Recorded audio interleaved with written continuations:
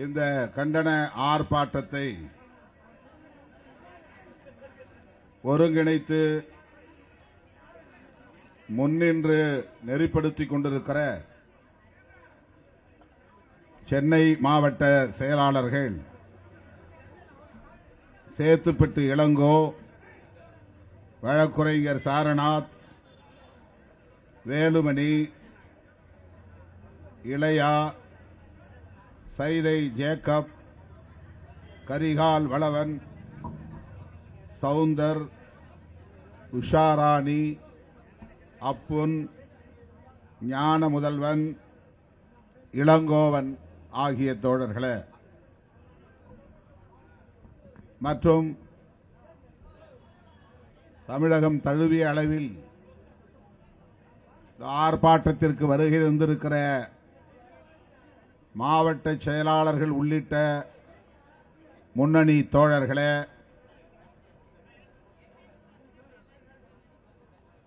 கட்சியின் சட்டமன்ற உறுப்பினர்கள் பனையூர் பாபு அவர்களே, ஆலூர் ஷானவாஸ் அவர்களே, எஸ் பாலாஜி அவர்களே, கட்சியின் முன்னணி பொறுப்பாளர்கள் தம்பி வன்னியரசு அவர்களே, வழக்குரைஞர் எழில் கரோலின் அவர்களே, தகடூர் தமிழ்ச்செல்வன் அவர்களே, இளஞ்சேக்குவேரா அவர்களே, வழக்குரைஞர் ரஜினிகாந்த் அவர்களே,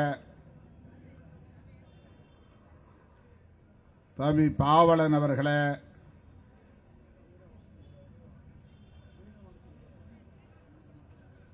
அரசியல் குழு செயலாளர் அண்ணன் நீலவானத்து நிலவன் அவர்களே,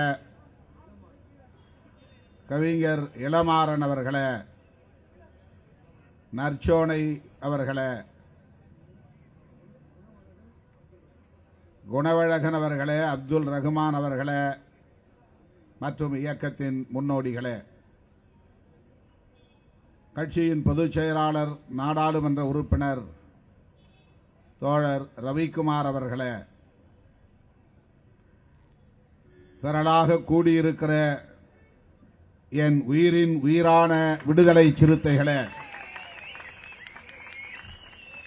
உங்கள் அனைவருக்கும் என்னுடைய பணிவார்ந்த வணக்கத்தை தெரிவித்துக் கொள்கிறேன். பெயர்கள் விடுபட்டிருந்தால் பொறுத்தருள வேண்டும் என்று கேட்டுக் கொள்கிறேன். இடதுபுறம் நிற்கிற தோழர்கள் போக்குவரத்துக்கு இடையூறு இல்லாமல் நின்றால் எனக்கும் பேசுவதற்கு ஏதுவாக இருக்கும். கொஞ்சம் உள்ளே அடங்கி பந்தலை நோக்கி வந்து நிற்குமாறு உங்களை கேட்டுக் கொள்கிறேன்.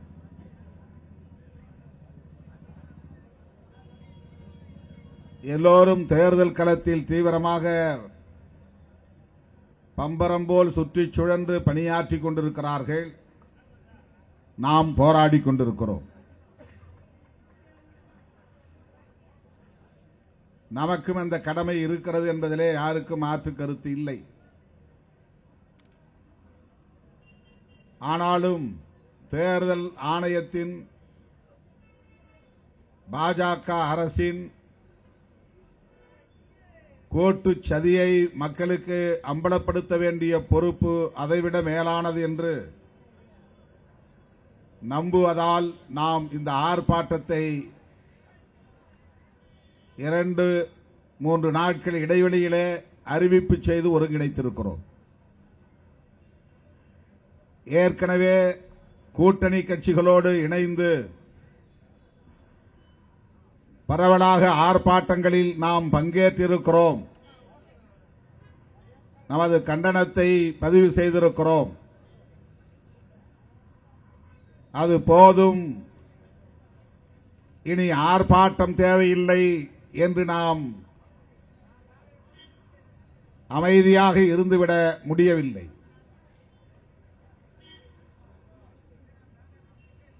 உச்சநீதிமன்றத்திலே வழக்கு தொடுத்திருக்கிற சூழலில் இது குறித்து இன்னும் நாம் விரிவாக விவாதிக்க வேண்டியிருக்கிறது. இதனை ஒரு பொது விவாதத்திற்கு உட்படுத்த வேண்டும். இந்த ஆட்சியாளர்கள் உள்நோக்கத்தோடு தான் இதை கையாளுகிறார்கள் என்பதை மக்கள் புரிந்து கொள்ள வேண்டும். இந்த ஆர்ப்பாட்டத்தால் எஸ்ஐஆர் என்கிற இந்த நடவடிக்கையை உடனே நிறுத்திவிட முடியுமா என்றால் முடியாது. பிறகு எதற்கு ஆர்ப்பாட்டம் என்று கேட்கலாம். எஸ்ஐஆர் என்பது எவ்வளவு தீவிரமான உள்நோக்கம் கொண்ட ஒரு நடவடிக்கை என்பதை மக்களுக்கு அம்பலப்படுத்துவதே இந்த ஆர்ப்பாட்டத்தின் நோக்கம். நமது இயக்க தோழர்கள் ஒவ்வொருவரும் இதன் நுட்பத்தை புரிந்து கொண்டு களத்தில் இருக்க வேண்டும்.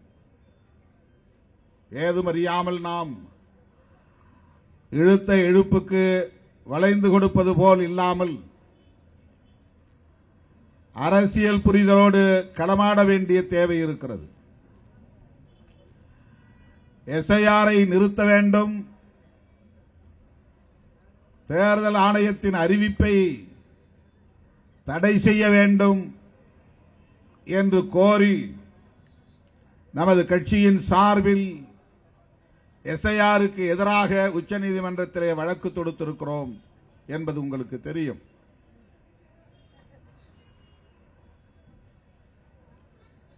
தேர்தல் வரப்போகிறது. வாக்காளர் பட்டியலில் நம் பெயர்கள் எல்லாம் இடம்பெற்றால்தான் வாக்களிக்க முடியும். நம்முடைய வாக்குகளையே பறிகொடுத்துவிட்டு நடுத்தெருவில் நிற்க முடியாது. எனவே நாமும் எஸ்ஐஆர் நடவடிக்கையில் இறங்கித்தான் ஆக வேண்டும். இதை மறுக்க முடியாது. அப்படி ஒரு நெருக்கடியை பாஜக அரசு அரசியல் கட்சிகளுக்கு ஏற்படுத்தி இருக்கிறது. தேர்தல் நேரத்திலே இதை அறிவிப்பு செய்தால் இதை எதிர்த்து எதிர்க்கட்சிகள் பெரிதாக ஒன்றும் செய்துவிட முடியாது. கட்டாயம் அவர்கள் விமர்சனங்களை செய்து கொண்டே இந்த நடவடிக்கையில் ஈடுபட்டுத்தான் ஆக வேண்டும், தவிர்க்க முடியாது. ஒரு எஸ்ஐஆர் வேண்டாம் என்று சொல்லுகிற நான் என் பெயரை வாக்காளர் பட்டியலிலே இடம்பெறச் செய்ய மறுதலிக்க முடியுமா? நான் போய் என் பெயரை பதிவு செய்துதான் ஆக வேண்டும், வேறு வழி இல்லை. எப்படியும் தேர்தல் வந்தே தேரும், தேர்தலில் நான் ஓட்டு போட்டே ஆக வேண்டும். ஆகவே ஒருபுறம் நான் இதை எதிர்த்தாலும் இன்னொரு புறம் நான் வாக்காளர் பட்டியலில் என் பெயரை இடம்பெறச் செய்ய உரிய நடவடிக்கைகளை மேற்கொண்டுதான் ஆக வேண்டும் என்கிற அளவுக்கான ஒரு நெருக்கடியை இந்த ஆட்சியாளர்கள், சூதுமதியாளர்கள், சூழ்ச்சியாளர்கள் திட்டமிட்டிருக்கிறார்கள். அதுதான் நீங்கள் புரிந்து கொள்ள வேண்டும். இதுவரையில் நாடாண்டவர்களுக்கும் இப்போது நாடாண்டு கொண்டிருக்கிற பாஜகவினருக்கும் மிகப்பெரிய வேறுபாடு இருக்கிறது. இவர்கள் வழக்கமான சராசரியான அரசியல்வாதிகள் இல்லை. மோடி, அமித்ஷா, அவர்களை வழிநடத்தக்கூடிய ஆர்எஸ்எஸ் தலைவர்கள், இவர்கள் வெறுமன தனிநபர்களுக்கான அதிகார வெறியர்களாக இருக்கிறார்கள் என்று கணக்கு போட்டுவிடக் கூடாது. எனக்கு மந்திரி பதவி கிடைத்தால் போதும், எனக்கு பிரதமர் பதவி கிடைத்தால் போதும், இந்த கட்சி ஆட்சிக்கு வந்தால் போதும், இந்த பதவியை கொண்டு நாம் பொருளாதாரத்தை மேம்படுத்திக் கொள்ள முடியும் என்று நினைக்கிற சராசரி அரசியல்வாதிகள் இல்லை. இவர்கள் இந்த அதிகாரத்தை பயன்படுத்தி இந்திய தேசத்தையே அடியோடு புரட்ட பார்க்கிறார்கள். அதற்காகத்தான் அதிகாரத்திற்கு வர விரும்பினார்கள், வந்திருக்கிறார்கள். வந்து அதிகாரத்தை தக்க வைத்துக் கொள்ள வேண்டும் என்கிற ஏற்பாடுகளை தொடர்ந்து செய்கிறார்கள். எதிர்க்கட்சிகளை பலவீனப்படுத்துவது, காங்கிரஸே இல்லாத ஒரு இந்தியாவை உருவாக்குவது, இடதுசாரிகளே இல்லாத ஒரு இந்தியாவை உருவாக்குவது, திராவிட அரசியல் பேசக்கூடிய கட்சிகளே இல்லை என்கிற நிலையை எதிர்காலத்தில் உருவாக்குவது, இதுவெல்லாம் பிஜேபியின் அரசியல் செயல் திட்டங்களுள் ஒன்று. அதை மறந்துவிடக் கூடாது. RSS காரர்களின் செயல் திட்டங்களில் ஒன்று மறந்துவிடக் கூடாது. யாரும் கம்யூனிசம் பேசக்கூடாது, இடதுசாரி அரசியல் இங்கே பேசக்கூடாது, மார்க்சியம் லெனினியம் மாவோயிசம் என்றெல்லாம் இங்கே யாரும் பேசக்கூடாது, தனிநாடு கோரிக்கை எழுப்பக்கூடாது, மொழிவழி தேசியவாதம் பேசக்கூடாது, பிராந்திய உணர்வுகளை வளர்க்கக்கூடாது. அப்படிப்பட்ட கட்சிகளை எல்லாம், அமைப்புகளை எல்லாம், குழுக்களை எல்லாம் மெல்ல மெல்ல அழித்தொழிக்க வேண்டும். இந்தியாவில் ஒரே மதம்தான் இருக்க வேண்டும், இந்தியாவில் ஒரே மொழிதான் ஆள வேண்டும், இந்தியாவில் மனு தர்மம் தான் ஆட்சியியல் கோட்பாடாக இருக்க வேண்டும். இவற்றையெல்லாம் நடைமுறைப்படுத்த வேண்டுமானால் ஆயுதம் தாங்கிய புரட்சியை நடத்தி ஆட்சி அதிகாரத்துக்கு வர வேண்டும் என்று கருதாமல், இந்த நாடாளுமன்ற ஜனநாயகத்தை பயன்படுத்தி ஆட்சி அதிகாரத்தை கைப்பற்றி தனிப்பெரும் சக்தியாக வளர்ந்து, ஒற்றை பெரும் சக்தியாக வளர்ந்து, எதிர்ப்பதற்கு யாருமே இல்லை, கண்ணு கட்டிய தூரம் வரையில் என்கிற நிலையை உருவாக்கி அவர்கள் விரும்புகிற இந்தியாவை படைக்க வேண்டும் என்பதுதான் அவர்களின் நோக்கம்.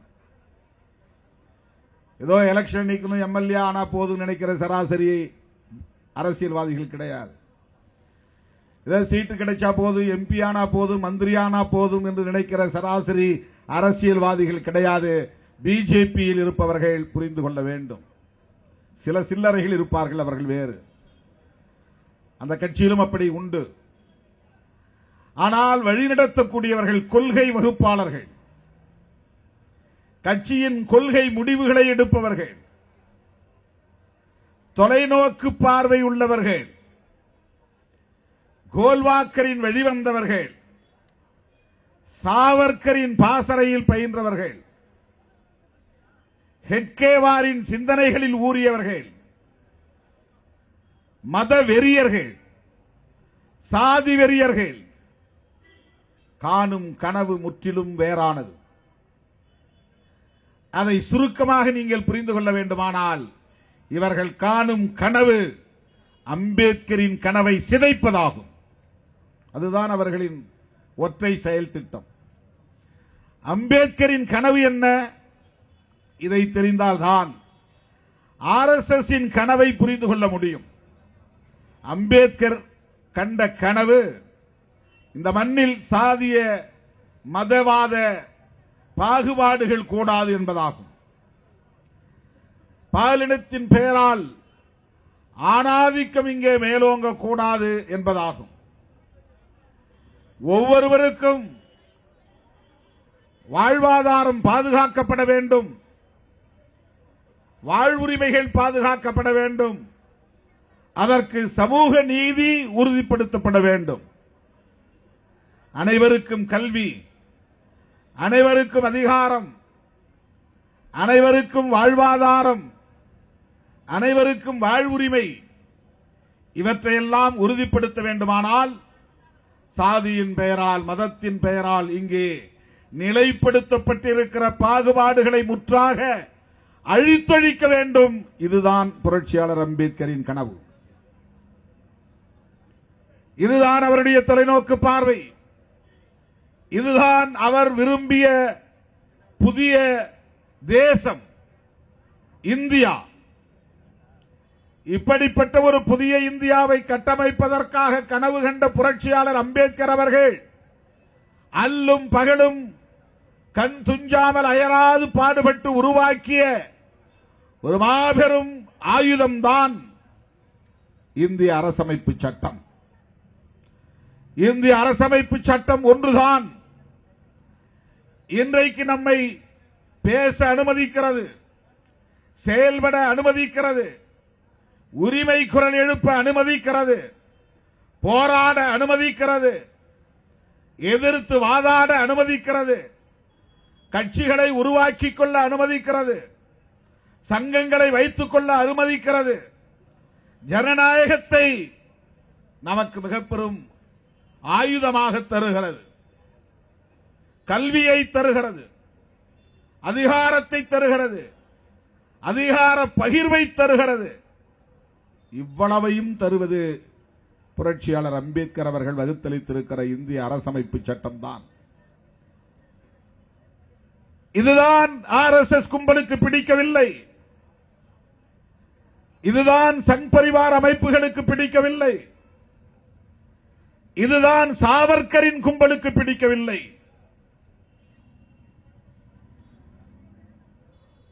அவர்கள்தான் இன்றைக்கு ஆட்சி அதிகாரத்தில் கோலோச்சுகிறார்கள். அவர்கள்தான் இன்றைக்கு பீகாரிலே அதிகாரத்தை பகிர்ந்து ஆட்சி பீடத்தில் அமர்ந்திருக்கிறார்கள். அவர்கள்தான் தமிழ்நாட்டையும் எப்படியாவது கைப்பற்றிவிட வேண்டும் என்று துடிக்கிறார்கள். அவர்களால் இங்கே காலூன்ற முடியாமல் இருப்பதற்கு திமுக போன்ற திராவிட அரசியல் பேசுகிற கட்சிகள், கம்யூனிசம் பேசுகிற இடதுசாரி கட்சிகள், எல்லாவற்றையும் விட புரட்சியாளர் அம்பேத்கரியம் பேசுகிற விடுதலை சிறுத்தைகள் எதிராக இருக்கிறார்கள் என்பது அவர்களுக்கு தெரியும். தலித்துகளை பயன்படுத்தி ஒவ்வொரு மாநிலத்திற்குள்ளேயும் அவர்கள் மிக இலகுவாக ஊடுருவுகிறார்கள். தலித் அமைப்புகளை, தலித் கட்சிகளை, தலித் தலைவர்களை பயன்படுத்தி அதன் மூலம் ஒவ்வொரு மாநிலத்திற்குள்ளேயும் அவர்கள் வெகுவாக காலூன்றுகிறார்கள், வேரூன்றுகிறார்கள். இந்தியா முழுவதும் ஷெட்யூல் காஸ்ட் என்கிற பெயரிலே இந்த சமூகம் ஓரணியில் திரண்ட வரலாறு. புரட்சியாளர் அம்பேத்கரின் சாதனை அது. ஷெட்யூல் காஸ்ட் பெடரேஷன், அதை உருவாக்கியவர் புரட்சியாளர் அம்பேத்கர். அகில இந்திய அளவில் ஒடுக்கப்பட்ட இந்த மக்களை ஓரணியில் திரட்டுவதற்கான அனைத்து அடித்தளங்களையும் அமைத்தவர். அதனால் அகில இந்திய அளவில் இந்த மக்கள் ஒரே அடையாளத்தோடு அணிதிரள ஒரு ஏதுவான சூழல் இந்திய அரசியல் சமூக கட்டமைப்பில் உருவானது, அரசியல் கட்டமைப்பில் உருவானது. ஆனால் RSS செய்த சூழ்ச்சி, பாஜக செய்த சூழ்ச்சி, ஒவ்வொரு மாநிலத்திற்குள்ளேயும் இந்த சமூகங்களை தனித்தனி அடையாளங்களாக சிதறடித்து விட்டார்கள். நீ வேறு, அவன் வேறு, உன் வரலாறு வேறு, அவன் வரலாறு வேறு, உனக்கும் அவனுக்கும் பட்டியலில் இணைந்திருப்பதனால் எப்படி சொந்தம் உண்டாகிவிட முடியும்? உனக்கு எப்படி அவன் தலைவனாக இருக்க முடியும்? அவன் சாதி என்ன? இவன் எப்படி தலைவனாக இருக்க முடியும்? இவன் சாதி என்ன என்கிற அரசியலை கூர்மைப்படுத்தியது பிஜேபி, RSS. எல்லா மாநிலங்களிலும் இது நிகழ்ந்தது. தமிழ்நாட்டிலே 2000க்கு முன்பு வளர்ச்சி பெற தொடங்கிய பல அமைப்புகள், விடுதலை சிறுத்தைகள் போன்ற அமைப்புகள், ஒரே மேடையில் தலித்துகள் என்கிற பெயரால் அல்லது பட்டியல் சமூகம் என்கிற பெயரால் அல்லது ஷெட்யூல்டு இனம் என்கிற பெயரால் நிற்கிற சூழல் இருந்தது. ஆனால் இன்றைக்கு என்ன நிலை? தனித்தனி குழுக்களாக இன்றைக்கு சிதறடித்திருக்கிறார்கள். இதன் மூலம் தமிழ்நாட்டுக்குள்ளும் ஊடுருவி இருக்கிறது RSS, பிஜேபி. வேர் பிடிக்க தொடங்கி இருக்கிறது. தலித்துகளின் குடிப்பகுதிகளில், குடியிருப்பு பகுதிகளில் இன்றைக்கு கொடிகளை பறக்க விடுகிறார்கள். ஒரு காலத்தில் நாடார் சமூகத்தில் ஊடுருவிய இயக்கம், பின்னர் முக்குளத்தோர் சமூகத்தில் ஊடுருவிய இயக்கம், அதன் பின்னர் தேவேந்திரகுல வேளாளர், அருந்ததியர் என்று தலித் சமூகத்திற்குள்ளே ஊடுருவிய இயக்கம், கொங்கு வேளாளர் சமூகத்தில் ஊடுருவிய இயக்கம், எவ்வளவு முயற்சி எடுத்தும் ஆதி திராவிடர் வன்னியர் சமூகத்திற்குள்ளே அவர்களால் விரும்பியபடி ஊடுருவ முடியவில்லை. போராடிக் கொண்டிருக்கிறார்கள். அதற்கு மிகப்பெரிய தடுப்பு அரண்களாக இருப்பது வன்னியர் சமூகத்திற்கென்று வளர்ந்திருக்கிற ஒரு அரசியல் இயக்கமாக உள்ள பாட்டாளி மக்கள் கட்சி. ஆனால் அவர்களும் பாஜகவோடு இன்றைக்கு உறவாடுகிறார்கள். தேர்தல் உறவை தொடர்ந்து வைத்திருக்கிறார்கள். அங்கேயும் அந்த ஊடுருவல் கூடிக்கொண்டே போகிறது. ஆனால் விடுதலை சிறுத்தைகள் கட்சி மிகப்பெரிய தடுப்பு அரணாக இன்றைக்கு தமிழகத்திலே விளங்குகிறது. பிஜேபி ஆர்எஸ்எஸ் வகுக்கிற சதி திட்டங்களை முறியடிக்கிறது. அதிலே ஒன்றுதான் இந்த ஆர்ப்பாட்டம். அவர்களின் முகத்திரையை கிழிக்கிற ஒரு அரசியல் நடவடிக்கை இது. இதனால் எஸ்ஐஆரை நிறுத்திவிட முடியாது. ஆனால் அவர்களின் சதியை முறியடிக்க முடியும். மக்களை அரசியல்படுத்துவதன் மூலம் தமிழ்நாட்டில் அவர்கள் ஊடுருவதை தடுக்க வேண்டும்.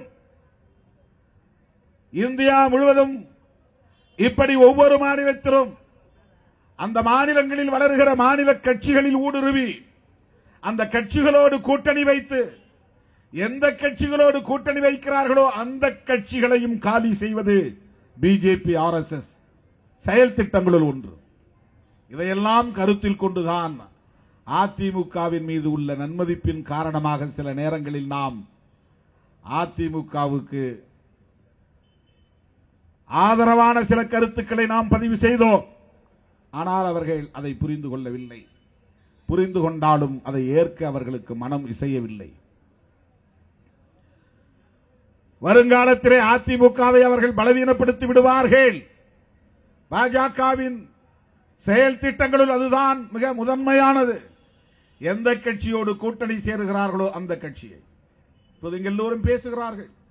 சிராக் பாஸ்வான் இத்தனை இடங்களில் போட்டியிட்டார், அத்தனை இடங்களில் வெற்றி பெற்றார், எவ்வளவு பெரிய அதிகார பகிர்வு. திருமாவளவனுக்கு அப்படியெல்லாம் அரசியல் செய்ய தெரியவில்லை என்றெல்லாம் சமூக ஊடகங்களில் எழுதுகிறார்கள். தோழர்களே, அவர் நமக்கு அறிமுகமான ஒரு இளைஞர் தான், இளைய தலைவர் தான். ராம்விலாஸ் பாஸ்வான் அவர்களை சந்திக்கிற போதெல்லாம் நம்மிடத்திலே அவரை அறிமுகப்படுத்திய காலங்கள் உண்டு. அப்போது அவர் அரசியலுக்கு வரவில்லை, திரைப்படத்தில் கதாநாயகராக நடித்துக் கொண்டிருந்தார். இன்றைக்கு பாஸ்வான் அவர்கள் இல்லை, அவருடைய மகன் அந்த கட்சியை பொறுப்பேற்று நடத்துகிறார். பிஜேபி கூட்டணியில் 25 இடங்களுக்கு மேலாக பெற்று போட்டியிட்டார். 30 இடங்கள் என்று கருதுகிறேன். 29 இடங்கள்.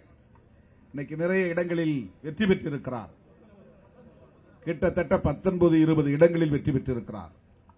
அதிலே 4 பேர் தான் தலித் வேட்பாளர்கள் வெற்றி பெற்றிருக்கிறார்கள் என்ற செய்தி வெளியாகி இருக்கிறது.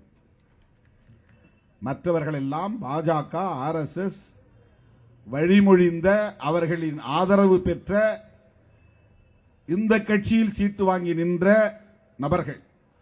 நாளைக்கு பீகாரில் ஒரு வேறு முடிவை பிஜேபி எடுத்து நிதிஷ்குமாரை விரட்டுகிற நிலையை கையாண்டால் இந்த உறுப்பினர்கள் எல்லாம் பிஜேபிக்கு ஆதரவாக தான் நிற்பார்கள்.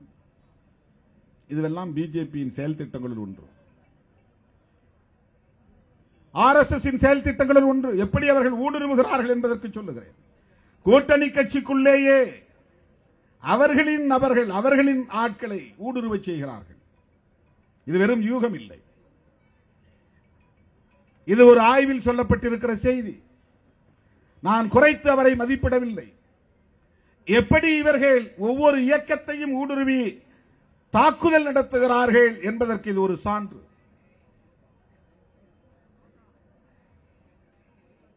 அதிமுக தலைவர்களை எப்படி இன்றைக்கு கையாளுகிறார்கள்? முன்னாள் அமைச்சர் செங்கோட்டையன் என்ன சொல்லுகிறார்? அமித்ஷா அழைத்துதான் நான் டெல்லிக்கு போனேன், எங்கள் கட்சி விவகாரத்தை தான் என்னிடத்திலே அவர்கள் பேசினார்கள். யார் அவர்கள்? ஜெயலலிதா அம்மையார் இருந்தபோது அமித்ஷா போன்றவர்களால் அதிமுக அரசியல் உள் விவகாரங்களில் தலையிட முடிந்ததா? பொது தேர்தலில், நாடாளுமன்ற பொது தேர்தலில் ஜெயலலிதா அம்மையார் எவ்வளவு துணிச்சலாக மோடியா லேடியா மோதி பார்க்கலாமா என்று சவால் விடுத்தார். ஆனால் இன்றைக்கு என்ன நிலை?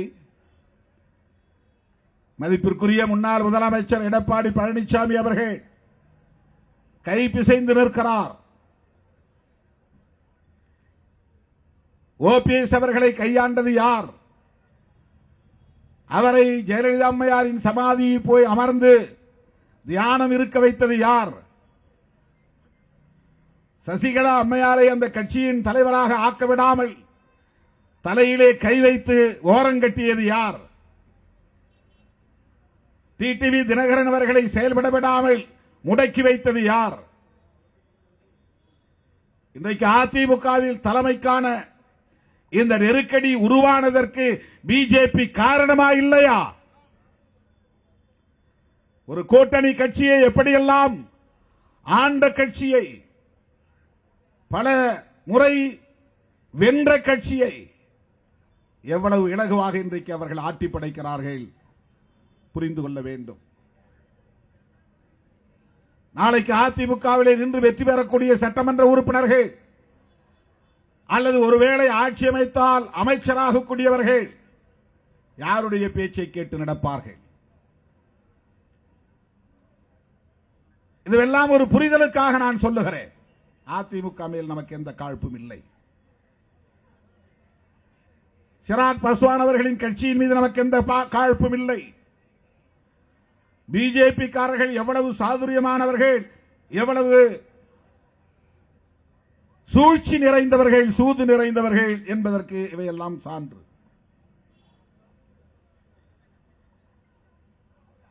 திராவிட அரசியலை எதிர்க்கிறார்கள் என்பதற்காக மட்டும் நாம் பிஜேபி RSS எதிர்க்கிறோம் என்று பலர் எண்ணுகிறார்கள். அல்லது திமுகவை எதிர்க்கிறார்கள் என்பதற்காக நாம் பிஜேபியை எதிர்க்கிறோம் என்று எண்ணுகிறார்கள். இது நம்மை அவர்கள் குறைத்து மதிப்பிடுகிற ஒரு முயற்சி. எங்களுக்கு ஒரு பார்வை இருக்கிறது. நாங்கள் அம்பேத்கரை படித்திருக்கிறோம். எங்களுக்கு ஒரு பார்வை இருக்கிறது. நாங்கள் பெரியாரை படித்திருக்கிறோம். எங்களுக்கு ஒரு பார்வை இருக்கிறது. நாங்கள் இடதுசாரி அரசியலையும் உள்வாங்கியவர்கள். எனவே பாரதிய ஜனதா RSS என்கிற இந்த மதவாத சக்திகளை தமிழ்நாட்டிற்குள்ளும் வேரூன்றிவிடக் கூடாது என்கிற ஒரு பதைப்பு, ஒரு தற்காப்பு உணர்வு, அந்த அடிப்படையில் தான் தோழர்களே RSS பிஜேபியை நாம் எதிர்த்தோ விமர்சித்தோ பேச வேண்டிய ஒரு சூழலுக்கு ஆளாகி இருக்கிறோம். இப்படியெல்லாம் நாம் தீவிரமாக களமாடுவதால் இன்றைக்கு தனிநபரை குறிவைத்து, என்னை குறிவைத்து அவதூறுகளை பரப்புவதிலும், திமுகவுக்கு துணை போகிற ஒரு இயக்கமாக சிறுமைப்படுத்துவதிலும், இதற்கு பெரிய தொலைநோக்கு பார்வை இல்லை, ஆட்சிக்கு வரும் நோக்கம் இல்லை என்றெல்லாம் விமர்சிக்கிறார்கள். எங்கள் உயரம் எங்களுக்கு தெரியும், எங்கள் வலிமை எங்களுக்கு தெரியும், எங்களுக்கான உத்திகளை எங்களால் வகுத்துக் கொள்ள முடியும். யாரும் எங்களுக்கு புத்திமதி சொல்ல வேண்டிய தேவையில்லை.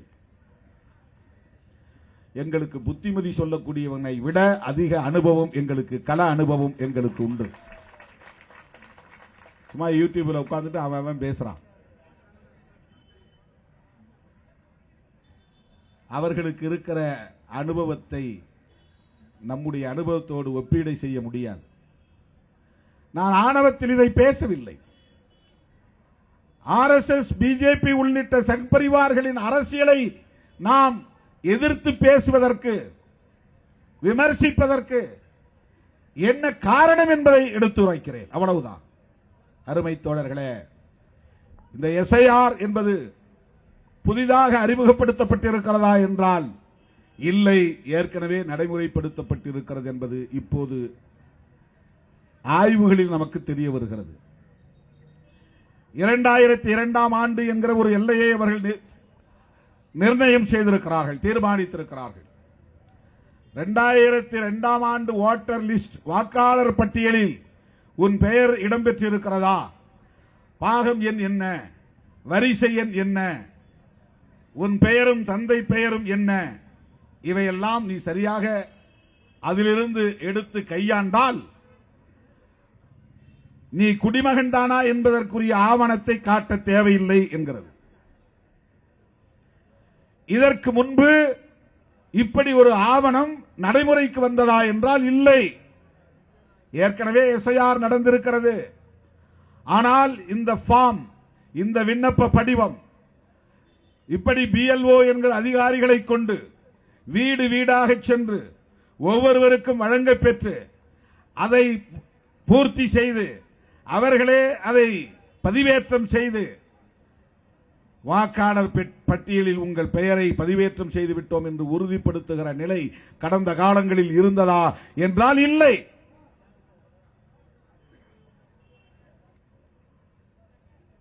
வழக்கமாக வாக்காளர் பட்டியல் பொதுமக்களின் பார்வைக்கு முன்வைக்கப்படும்.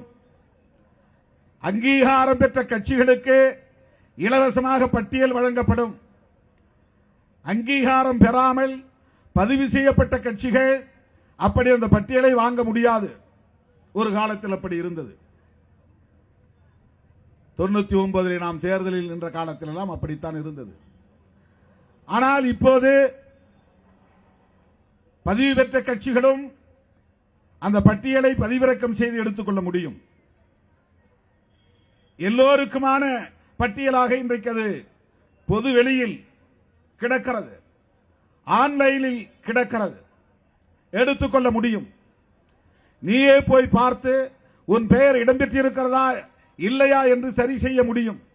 இல்லை என்றால் சேர்க்க முடியும், இருக்கிறது என்றால் பிழை இல்லாமல் இருக்கிறதா என்று சரிபார்க்க முடியும், பிழை இருந்தால் திருத்திக் கொள்ள முடியும். இவற்றுக்கெல்லாம் தனித்தனி விண்ணப்பங்கள், ஃபார்ம் 6, ஃபார்ம் 7 என்றெல்லாம் தனியே அவர்கள் கொடுக்கிறார்கள். இதெல்லாம் கடந்த காலங்களில் இருந்த நடைமுறை. அதெல்லாம் நம்ம கண்டுகிறது இல்லை. பெரிய கட்சிகள், ரெகக்னைஸ்டு பொலிட்டிக்கல் பார்ட்டிஸ், அவங்களுக்கு ஓட்டு வேணுங்கிற ஒரு கட்டாயத்தில் எல்லாருடைய பெயர்களையும் அவங்களே சரி செய்து அவங்களே வாக்காளர் பட்டியலை சீர் செய்து விடுவார்கள். இப்படித்தான் கடந்த காலங்களில் நடந்தது. நாமெல்லாம் யாரும் போய் நிக்கல, எந்த ஃபார்மும் நாம வாங்கல. இப்ப என்ன ஆகி இருக்கிறது என்றால், தேர்தல் ஆணையம் அக்டோபர் 27ஆம் தேதி ஒரு அறிவிப்பை செய்தது. என்னவென்றால், இந்தியாவில் இருக்கிற அல்லது தேர்தல் நடக்கிற மாநிலங்களில் உள்ள, தமிழ்நாட்டில் இருக்கிற ஏற்கனவே வாக்காளர் பட்டியலில் இருக்கிற 6.5 கோடி வாக்காளர்களும் வாக்காளர்கள் இல்லை என்று அறிவித்து விட்டது. நீங்கெல்லாம் வாக்காளர்கள் கிடையாது. ஒரே ஆர்டர்ல போட்டான். நான் வேளச்சேரி தீர்மானம் பண்ணும்போது நீங்க யாரும் இனிமே பொறுப்புல கிடையாதுன்னு அறிவிச்சேன். புதுசா விண்ணப்பம் கொடுங்க, நீங்க யாரா இருந்தாலும். பொதுச் செயலாளருக்கு வேணுமா, தலைவருக்கு வேணுமா, நானே தலைவருக்கு பணம் கட்டி விண்ணப்பம் கொடுத்தேன். கட்சியில தலைவர் பதவிக்கு நான் 2000 ரூபாய் டிடி எடுத்து, கட்சிக்கு டிடி எடுத்து, தமிழ் மண்ணுக்கு 1500 ரூபாய் டிடி எடுத்து விண்ணப்பத்தோடு இணைச்சு அந்த குழுவோட ஒப்படைச்சேன். எல்லா பொறுப்பையும் காலி செய்தோம் வேளச்சேரி தீர்மானத்தில். அந்த மாதிரி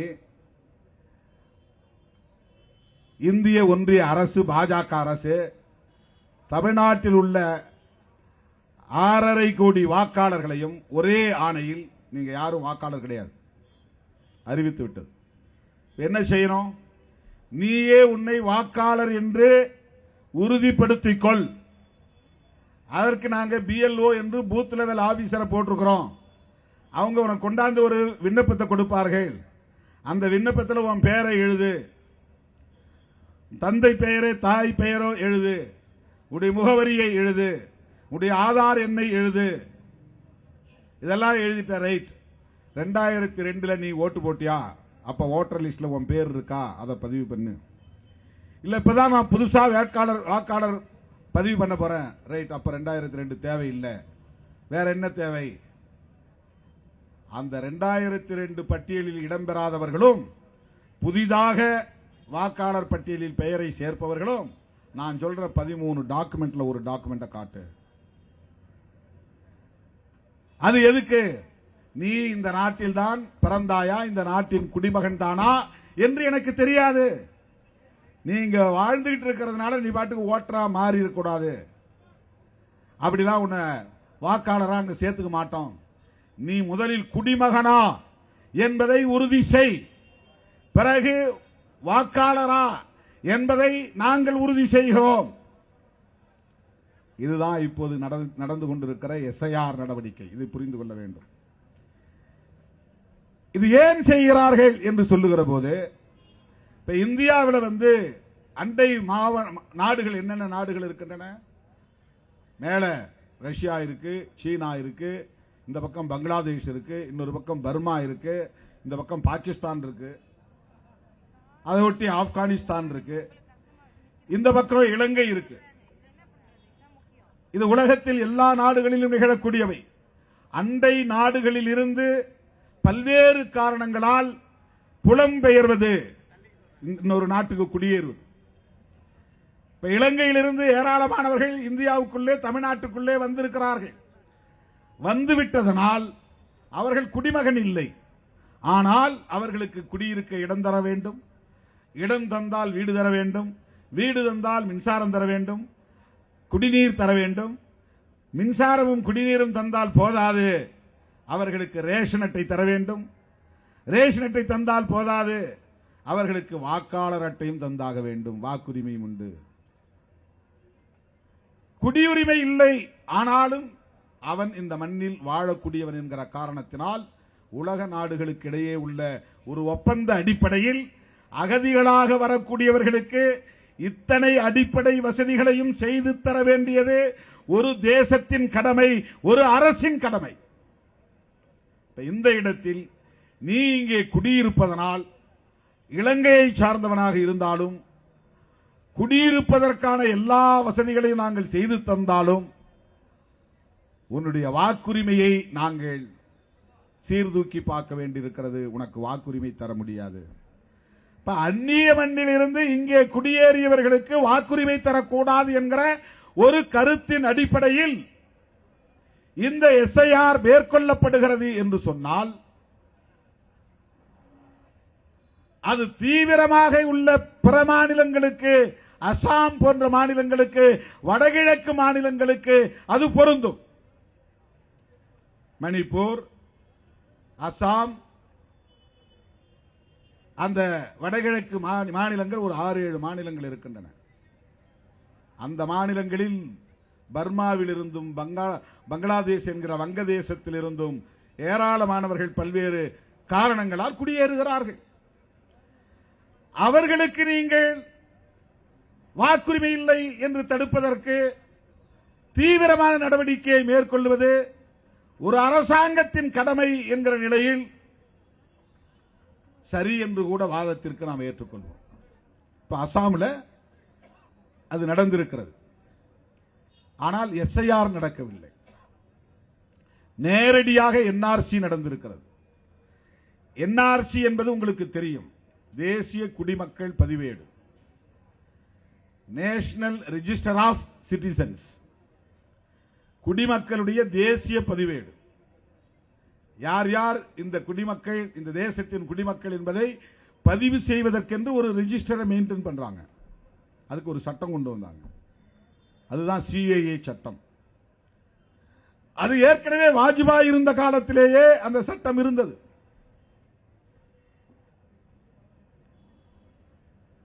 அப்படி ஒரு குடியுரிமை திருத்த சட்டம் கொண்டு வந்தார்கள். ஆனால் அப்போது இந்த எஸ்ஐஆர் இவ்வளவு கடுமையாக இல்லை. தேர்தல் ஆணையத்தை அவர்கள் பயன்படுத்தவில்லை. தேர்தல் ஆணையத்தின் மூலம் தேசிய குடிமக்கள் பெயரேட்டை உருவாக்குவதற்கான முயற்சியை மேற்கொள்ளவில்லை. ஆனால் இன்றைக்கு மோடி அரசு அதை மேற்கொள்கிறது. அங்க பல லட்சம் பேர், கிட்டத்தட்ட 70 லட்சம் பேர் என்று சொல்லுகிறார்கள். பல லட்சம் பேர் இன்றைக்கு இந்தியாவின் குடிமக்கள் இல்லை என்று அடையாளம் கண்டு அவர்களை எல்லாம் இதற்கென்று கட்டப்பட்டிருக்கிற பல கோடிக்கணக்கான ரூபாயை ஒதுக்கி அந்த மாநிலத்தில் ஏற்கனவே கட்டி வைத்திருக்கிற அகதி முகாம்களில், வழக்கமான அகதி முகாம் கிடையாது, அது கான்சென்ட்ரேஷன் கேம்ப் என்று சொல்வார்கள், ரொம்ப மோசமா இருக்கும், அந்த முகாம்களில் அடைத்து வைத்திருக்கிறார்கள். அவனை வேற நாட்டுக்கும் திருப்பி அனுப்ப முடியாது, அந்த நாட்டுக்காரன் எடுத்துக்க மாட்டான். இந்த நாட்டிலும் குடியுரிமை தர முடியாது, இந்த நாட்டு குடிமக்களுக்குரிய எல்லா வசதிகளையும் உனக்கு செய்து தர முடியாது. அதனால் உனக்கு தனியா ஒரு முகாம் உருவாக்குற அப்படின்னு பல கோடிக்கணக்கான ரூபாய் செலவு செய்து பல மாநிலங்களில் அகதிகள் முகாம்களை கட்டி கொண்டு இருக்கிறார்கள். அசாமில் கட்டி முடித்து விட்டார்கள். வடகிழக்கு மாகாணங்களில்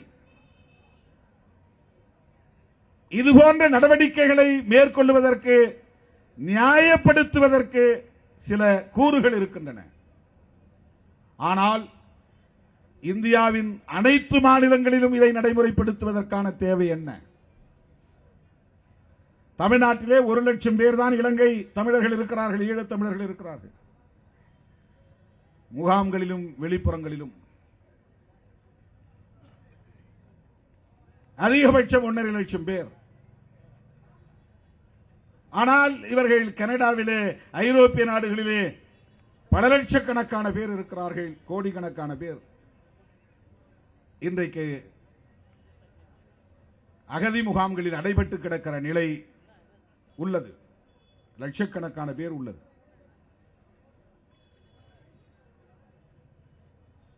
அந்நிய தேசத்திலிருந்து இந்தியாவிற்கு குடியேறியவர்களை அப்புறப்படுத்துவது, அகதி முகாம்களை நடத்துவது என்கிற காரணத்திற்காக எஸ்ஐஆரை நடைமுறைப்படுத்துகிறோம் என்று சொல்லுகிற இவர்கள் அப்படி தீவிரமாக அந்நிய தேசங்களில் இருந்து குடியேறிய மாநிலங்களில், ஒரு சில மாநிலங்களில் மட்டுமே அதை நடைமுறைப்படுத்த வேண்டும், நேரடியாக என்ஆர்சியை பயன்படுத்த வேண்டும் என்ற குரல் ஒருபுறம் இருக்கிறது. அசாமில் எஸ்ஐஆரே இல்லை,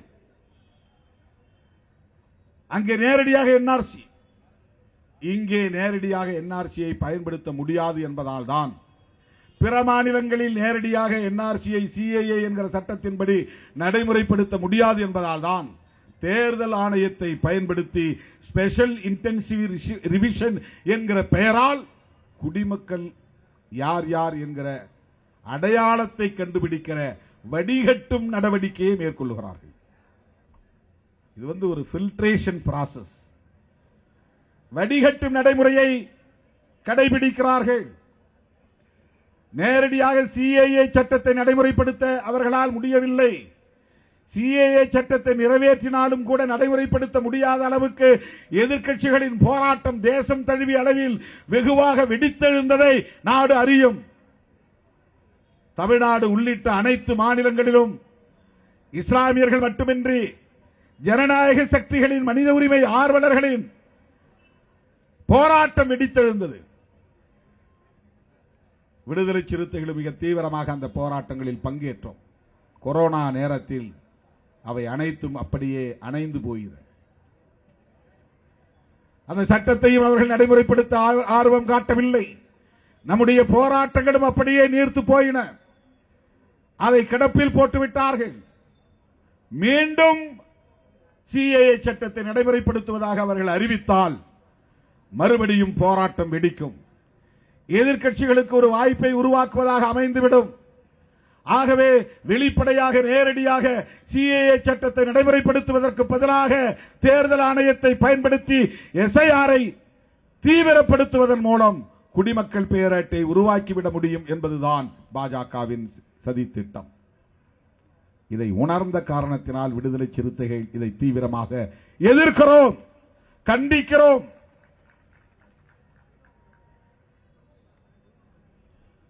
இந்த எஸ்ஐஆரை நடைமுறைப்படுத்துவதன் மூலம் குறைந்தது 10 அல்லது 15% பேர்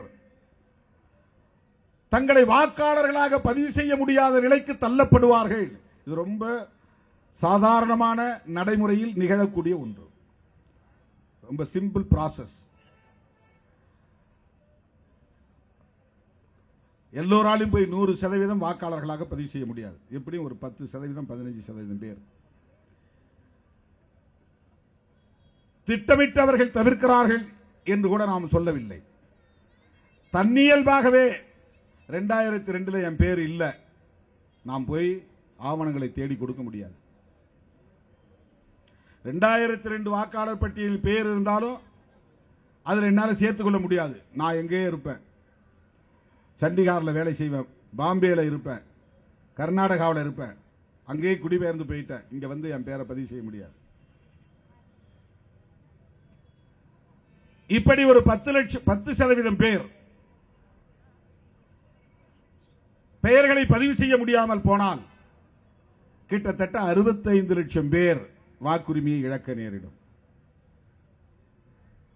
15% பேர் என்று சொன்னால் கிட்டத்தட்ட 1 கோடி பேர் வாக்குரிமையை பறிகொடுக்க நேரும். இவர்களில் யார் பெரும்பாலும் இருப்பார்கள்? சாதாரண மக்கள், ஏழை எளிய தலித்துகள், ஏழை எளிய சிறுபான்மை மக்கள், ஏழை எளிய அனைத்து தரப்புகளை சார்ந்த மக்கள், உழைக்கிற மக்கள், புலம்பெயர்ந்த மக்கள், இங்கிருந்து புலம்பெயர்ந்தவர்கள் அல்லது அங்கிருந்து புலம்பெயர்ந்தவர்கள், வேறு மாநிலங்களில் இருந்து இங்கே வந்து தங்கியிருப்பவர்கள். ஆக இவ்வளவு பேர் வாக்குகளை பறிகொடுத்தால், வாக்குரிமைகளை பறிகொடுத்தால்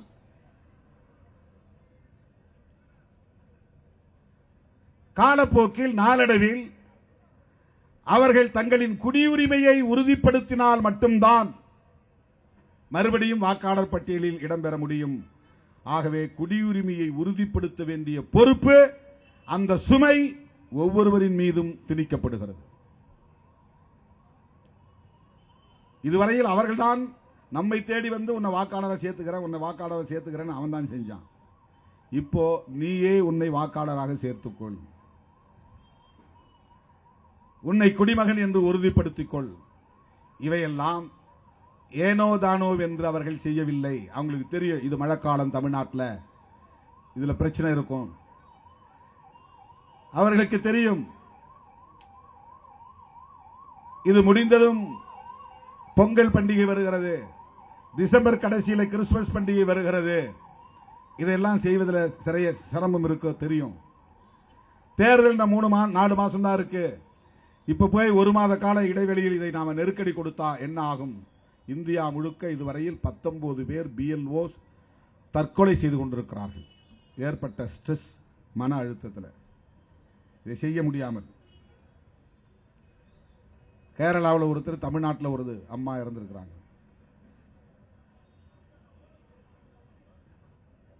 இந்த அழுத்தம் இருந்தாலும், பலர் தற்கொலை செய்து கொண்டாலும், நெருக்கடிகள் இருந்தாலும், எதிர்க்கட்சிகள் விமர்சனம் செய்தாலும், தங்களுக்கே வாக்களிக்கக்கூடிய பிஜேபி ஆதரவாளர்களுடைய வாக்குரிமைகள் பறிபோனாலும் அவர்களுடைய இறுதி இலக்கு குடிமக்கள் தேசிய பேரேட்டை உருவாக்குவது. அதான் அவருடைய அல்டிமேட் எய்ம். அதுதான் அவருடைய அல்டிமேட் எய்ம். அது அவர்களின் அடுத்த அஜெண்டாவுக்கு பயன்படும். அவர்கள் விரும்புகிற இந்தியாவை கட்டமைக்க புதிய செயல் திட்டத்தை தீவிரப்படுத்த முடியும். இவர்களுக்கான வாக்காளர்களை மட்டுமே தக்க வைத்துக் கொண்டு தேர்தல் தில்லுமுள்ளுகளை தேர்தல் ஆணையத்தின் மூலம் செய்து எதிர்க்கட்சி வேட்பாளர்கள் 300-400 வாக்குகளில் மட்டுமே தோற்கக்கூடிய அளவுக்கான ஏற்பாடுகளையும் செய்து ஆட்சி அதிகாரத்தை முதலில் பகிர்ந்து கொள்வது, பிறகு கைப்பற்றுவது என்கிற நடவடிக்கைகளை அவர்களால் வெற்றிகரமாக செய்து காட்ட முடியும். அதற்கு பல மாநிலங்கள் சான்றுகளாக இருக்கின்றன. நீங்க பீகார் தேர்தலை பார்த்தீங்கன்னா ரொம்ப நெக் டு நெக் வந்து 300 ஓட்டு, 200 ஓட்டு, 400 ஓட்டு, 600 ஓட்டு, 1000 ஓட்டு, 1200 ஓட்டு, இந்த வாக்குகள் வித்தியாசத்தில் தான் எதிர்க்கட்சிகள் பல வேட்பாளர்கள் தோற்று போயிருப்பார்கள். பார்த்தா நமக்கு சந்தேகமே வராது. ஆனால் இதற்குள்ளே ஒரு சூது இருக்கிறது, சூழ்ச்சி இருக்கிறது. அதற்கான வல்லுநர்களை கொண்டு அவர்கள் இதை செய்கிறார்கள், நடைமுறைப்படுத்துகிறார்கள் என்கிற விவாதம் இன்றைக்கு தேசிய அளவில் வலுத்திருக்கிறது. அதை புறந்தள்ள முடியாது. ஏனென்றால் தேர்தல் ஆணையத்தை முழுமையான கட்டுக்குள், தங்களின் கட்டுக்குள் கொண்டு வந்து விட்டார்கள். இன்னைக்கு ஞானேஷ்குமார் என்பவர் யார்? அண்மையில் ஒரு வீடியோ பார்த்திருப்பீங்க. அவர் ஒரு உயர் அதிகாரி, தன்னாட்சி அதிகாரம் பெற்ற ஒரு நிறுவனத்தின் தலைமை பீடத்தில் அமர்ந்திருப்பவர். அவர் ஒரு மரியாதை நிமித்தமாக கூட இருந்தாலும் கூட அமித்ஷா அவர்களின் காலை தொட்டு வணங்குகிற காட்சி, அது மரியாதைக்காக செய்கிறார் என்றே ஒத்துக்கொள்வோம். ஆனால் அது வெளிச்சத்திற்கு வரக்கூடிய அளவுக்கு நடக்கிறது என்பது கேள்விக்குறியாகிறது. ஒன்று. அதைவிட அவர்கள் மிகவும் நெருக்கமானவர்கள், அணுக்கமானவர்கள். அமித்ஷா விரும்புவதை செய்யக்கூடிய அளவுக்கு தயாராக இருப்பவர்கள். இப்ப நமக்கெல்லாம் அந்த மாதிரி ஒரு ஆள் அங்க இருந்தா நம்ம ஏதாவது சொல்ல மாட்டோமா? எனக்கு ஏதாவது செய்யுங்க, ஃபேவரா பண்ணுங்க, நான் எப்படியாவது ஜெயிக்கணும், அதுக்கு ஏதாவது வழி இருக்கா பாருங்க, கேட்போமா? கேட்க மாட்டோமா? உள்ளூர்ல ஒரு சும்மா அந்த போலிங் ஆபீசர் யாராவது நமக்கு தெரிஞ்சவங்க வந்தா கூட அவன்கிட்ட போய் நம்ம சிரிச்சிட்டு வரோம், கொஞ்சம் பாத்துங்க நம்ம பையங்களை, கொஞ்சம் அட்ஜஸ்ட் பண்ணிக்கங்க. தெரிஞ்ச ஆள் இருந்தா, போலிங் ஆபீசர் தெரிஞ்சாலே நமக்கு ஒரு பெரிய தெரிஞ்ச ஆள் உட்கார்ந்துருக்காங்க. தெரியாத ஆளுன்னா நமக்கு ஒண்ணுமே பேச முடியாது, எந்த ரெக்கமெண்டேஷன்ஸும் நம்ம பண்ண முடியாது. இப்போ மோடிக்கும் அமித்ஷாவுக்கும் வேண்டியவர் இந்திய தேர்தல் ஆணையத்தின் தலைமை பீடத்தில் இருக்கிறார் என்றால் அவங்க இன்ஃபுளுயன்ஸ் பண்ணாமலா இருப்பாங்க? அவ்வளவு நேர்மையானவர்களா மோடியும் அமித்ஷாவும்?